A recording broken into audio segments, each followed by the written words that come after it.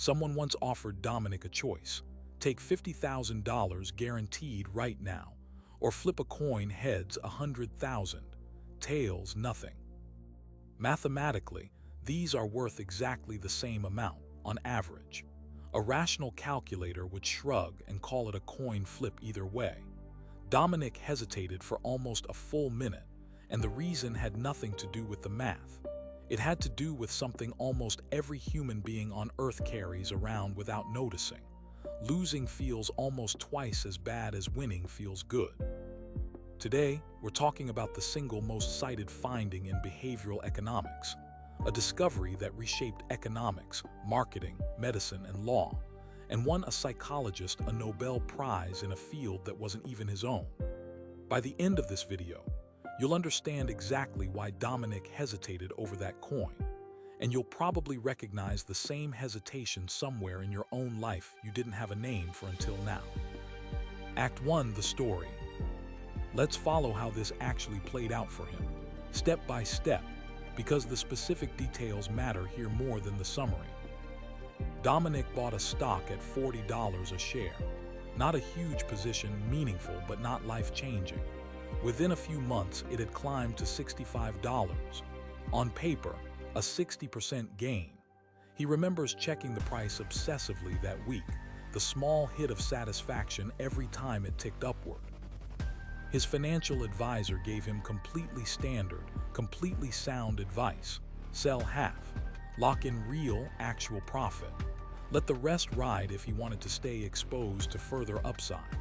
This is close to textbook portfolio management, nothing exotic about it. Dominic said just a little longer. He told himself he was being patient, disciplined. In hindsight, he was doing something else entirely. The stock dropped to 58. He noticed immediately, and here's the specific thought that ran through his head, the one worth pausing on. It wasn't, "I'm still up 45%, this is fine." It was at 65 and now it's not. The 65 had already become the number he was measuring against, even though he'd never actually locked it in. Economists call this a shifted reference point. We'll come back to that term in a few minutes, because it's doing more work in this story than it looks like.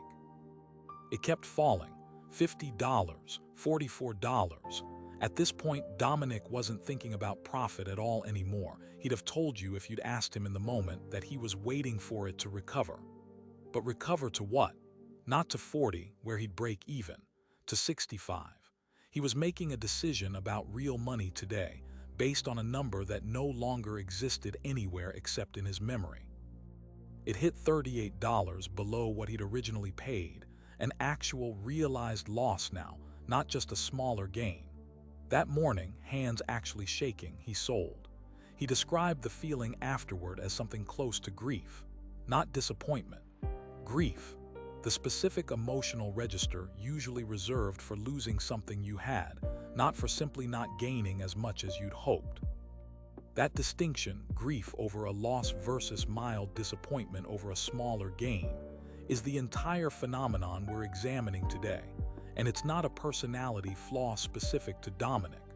It's closer to a species-wide setting. Act 2, the concept.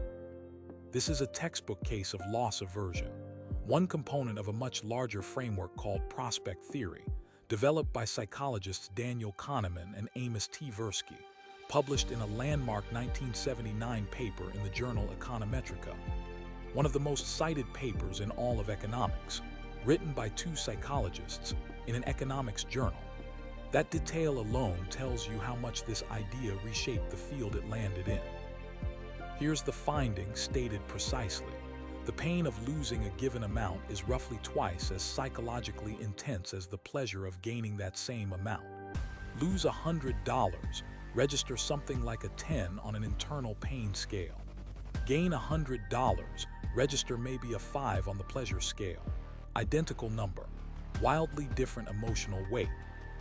Prospect theory actually describes three connected ideas, and it's worth knowing all three, because they explain different parts of Dominic's story. Reference dependence. We don't evaluate outcomes in absolute terms. We evaluate them relative to a reference point. And critically, that reference point can move without our permission. The moment the stock touched 65, 65 quietly became Dominic's new reference point, even though he'd done nothing to lock it in. Loss aversion itself, the asymmetry we've already described. Losses hurting roughly twice as much as equivalent gains feel good. Diminishing sensitivity, the difference between losing $10 and losing $20 feels much bigger than the difference between losing $9,010 and losing $9,020, even though both gaps are mathematically identical. This is why people who are already deep in a loss sometimes take enormous, reckless risks.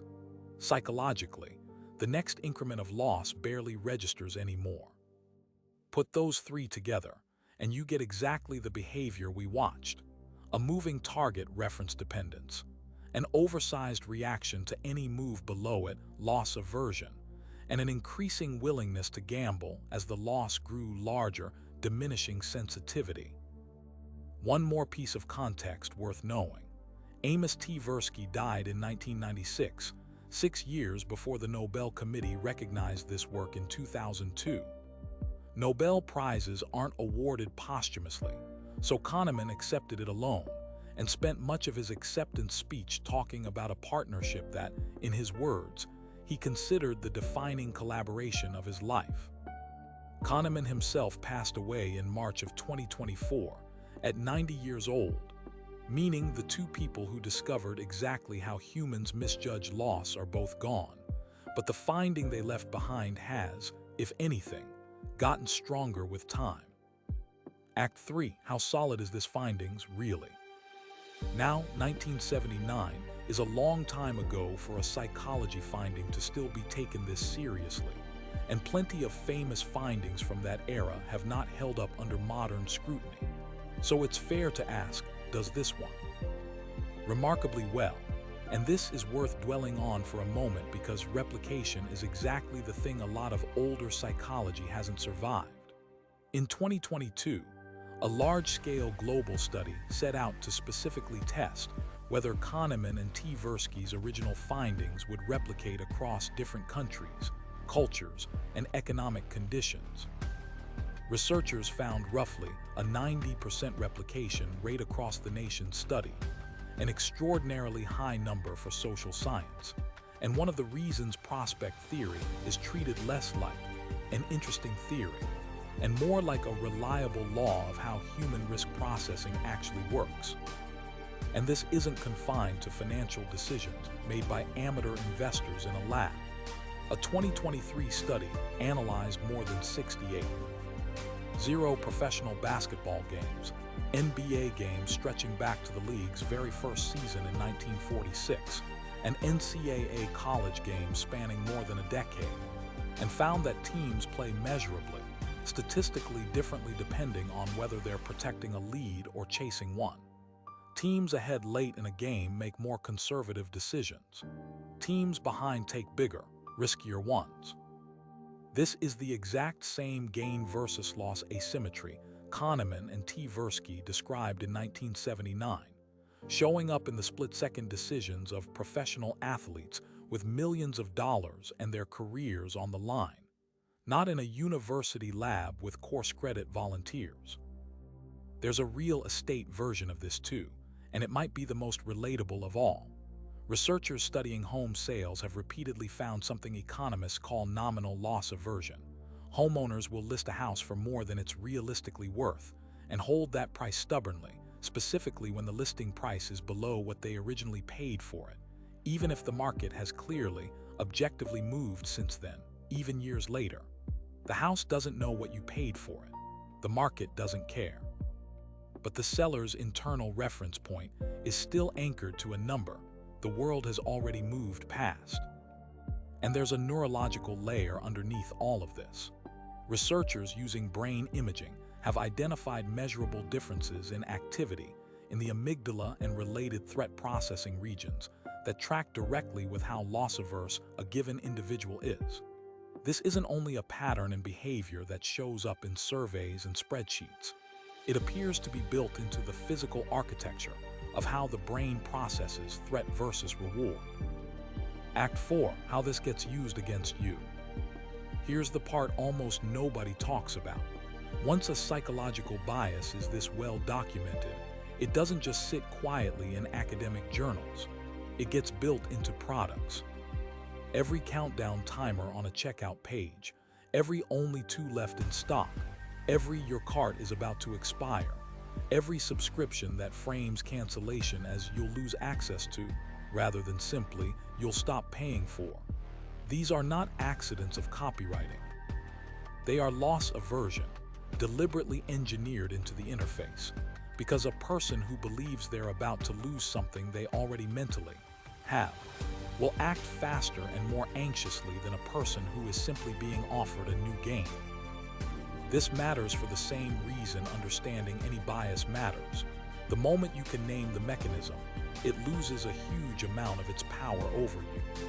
A countdown timer isn't inherently manipulative, but recognizing this interface is speaking to my loss aversion, not offering me a genuinely time-limited fact, is often enough to make the anxious urgency evaporate on the spot.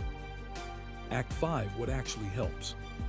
So if this bias is genuinely wired in, built into brain structure, replicated across dozens of countries, visible in everything from professional athletes to home sellers, what actually works against it?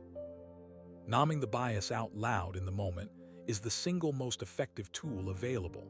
Simply asking yourself specifically, am I making this choice to get a good outcome, or just to avoid feeling like I've already lost, has been shown in experimental settings to measurably change the resulting decision. The bias operates fast and automatically. Naming it engages a slower, more deliberate mode of thinking that can override the automatic response, not always, but often enough to matter. Pre-committing to a rule before emotion enters the room works far better than reasoning your way out mid-crisis.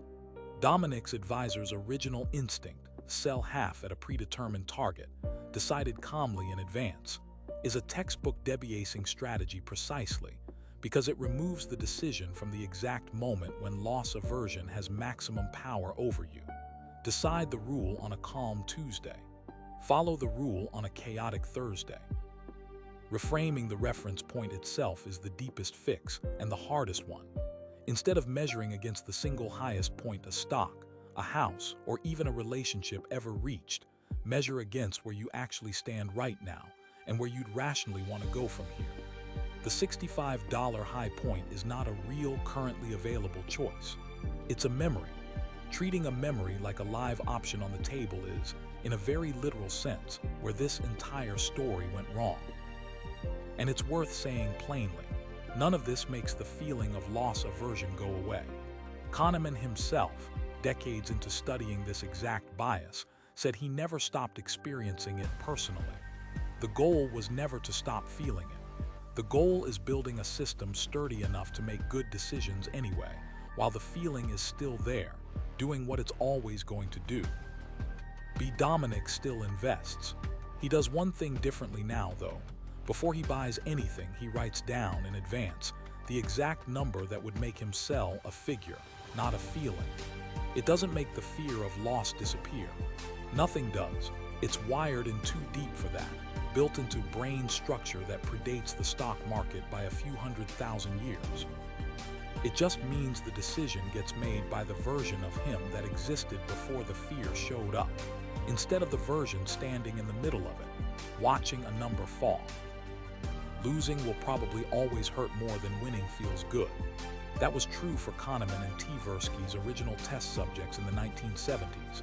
It was true across every country in the 2022 replication, and it's true for professional athletes with millions of dollars on the line. It is not a flaw in you specifically. It's information about the species you happen to belong to. And now that you have the information, you get to plan around it, the same way Dominic finally did. If this changed how you think about risk, the next video in this series covers stealth wealth, why so many genuinely wealthy people deliberately spend like they aren't. Subscribe, and I'll see you in the next one.